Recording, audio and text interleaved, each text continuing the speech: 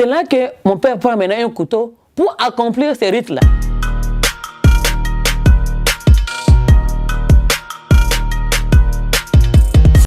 Bonjour, je m'appelle Fatou. Je vais vous raconter comment j'ai osé Jésus.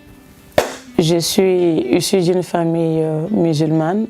Mon père était polygame. Chez nous, on ne choisit pas d'être musulman, mais on est né musulman.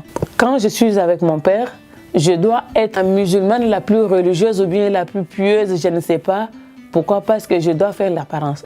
Devant, vous pouvez faire les apparences, mais derrière, vous pouvez mener votre vie comme vous semblez. Je pouvais aller dans des boîtes de nuit. Devant les parents, je ne buvais pas, mais avec des amis, je pouvais boire. Devant les parents, je pouvais, comment on appelle, être la fille pieuse, mais j'avais des petits copains. Et pour moi, Dieu, bon, il existe un point trait, mais pas plus quoi. Mais je sentais en moi, il y avait malgré les 5 prières par jour, malgré le ramadan, malgré tout, mais je manquais quelque chose. Incapable de savoir qu'est-ce qui me cherchait, qu'est-ce que je cherchais, j'étais à la recherche. Je pensais que je pouvais trouver la solution dans le système des horoscopes, tout ce qui est astrologie me fascinait. En fait, c'est là que j'ai compris que j'étais toujours à la recherche de quelque chose, mais quoi, je ne savais pas. Je me donne à fond, je ne pouvais pas faire un pas à l'extérieur sans avoir lu mon horoscope pour savoir qu'est-ce qui va m'arriver la journée, je vais croiser qui, tout et tout. Mais je dois trouver de l'amour, mais toujours rien. Quelques années plus tard, dans le quartier où j'habitais, les gens venaient me parler de Jésus. Et moi, en tout cas, je leur disais, écoute, je suis musulmane, je n'ai rien à voir avec votre Jésus. Et ne vous avisez même pas. Pour les empêcher même de venir me parler de Jésus, qu'est-ce que je faisais? Quand ils viennent taper, on voulait te parler, tu voulais qu'on parle un peu de Jésus avec toi? J'ai dit, venez.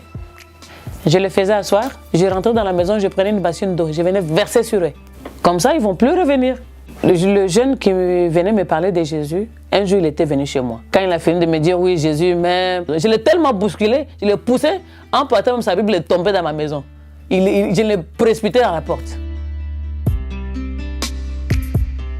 J'étais assise, il était minuit. J'ai dit, bon, je vais suivre l'émission, peut-être je vais trouver la solution dedans. Et c'est là que le monsieur qui faisait l'émission dit, ouvrez la Bible. Je ne me rappelle plus, c'était dans les Sommes ou quoi. Je me lève pour aller chercher la Bible que le jeune homme l'avait laissée chez moi peut-être il y a 5 ans de cela. Et puis, je me suis mise à pleurer. Je compris que l'islam, l'horoscope, et quoi, rien ne parvenait vraiment à me combler et à combler le vide là. Et en plus, j'avais le problème des céphalo, donc les migraines qui me fatiguaient. Et en pleurant, j'ai dit bon, j'ai arrêté de pleurer, j'ai dit bon, je ne sais pas. Si toi, Dieu, tu existes vraiment et que tu veux que je te sers, je te demande qu'une seule chose. Il est peut-être 1h30 du matin, 1h30. Je te demande de me laisser dormir jusqu'à demain matin, 8h, sans que je me réveille.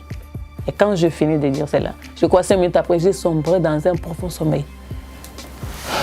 Et puis le matin, j'ai entendu comme si quelqu'un tambourinait ma porte, qui tapait fort pour que je puisse me réveiller. Puis quand j'ouvre les yeux, j'ai dormi habillée avec ma montre. Quand j'ai ouvert les yeux, le premier réflexe, c'est quand j'ai fait comme ça, j'ai vu, il était 8h00. J'ai eu très peur.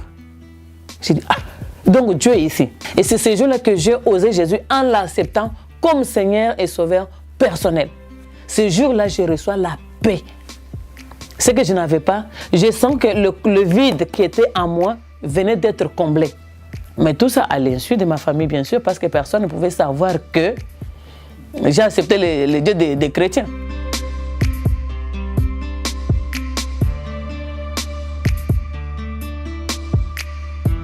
C'est un déshonneur. C'est une humiliation pour la famille. On n'a jamais osé faire un affront comme ça à la famille. C'est un sacrilège. Et là, ils se sont mis à me frapper. Et j'étais battue alors, frappée, parce que tous les 2 portails étaient fermés. Donc je n'avais même pas le moyen de fuir. Donc quiconque ne me frappait pas ce jour-là était complice. Donc même les mamans, toutes les femmes doivent me taper. Et dans l'islam, quand ton enfant quitte l'islam, ça veut dire que l'enfant est perdu.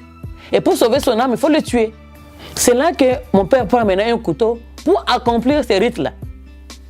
Il prend le couteau qu'on égorge le mouton de Tabaski avec. Quand je suis bloqué par terre, il prend le couteau pour me tuer. Moi, j'ai attrapé le couteau avec ma main. Et le sang a jailli de ma main. J'ai même les marques là ici. C'est notre locataire qui travaille dans un cabinet juridique. Et puis, lui, il a ouvert le portail. Il dit, moi, je préfère sortir. Comme ça, si vous la tuez, au moins, je ne suis pas témoin. Dès qu'il a ouvert la porte, je fuis, je suis parti sur le pasteur.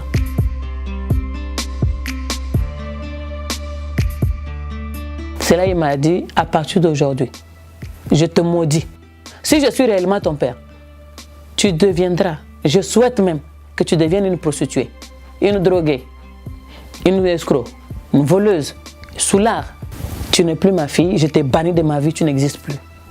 Et je lui ai dit, tu es mon père, je n'en disconviens pas. Mais tu es aussi le canal par lequel le Seigneur est passé pour m'envoyer sur la terre.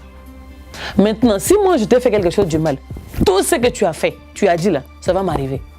Mais si j'ai abandonné cette mauvaise vie-là et je commençais à suivre Jésus de tout mon cœur, je commençais à mener une vie de sanctification, je deviendrai tout sauf ce que toi tu as dit. Je savais que sur la terre, personne ne pouvait m'aimer comme Jésus m'a aimé. J'avais qu'un choix, m'accrocher.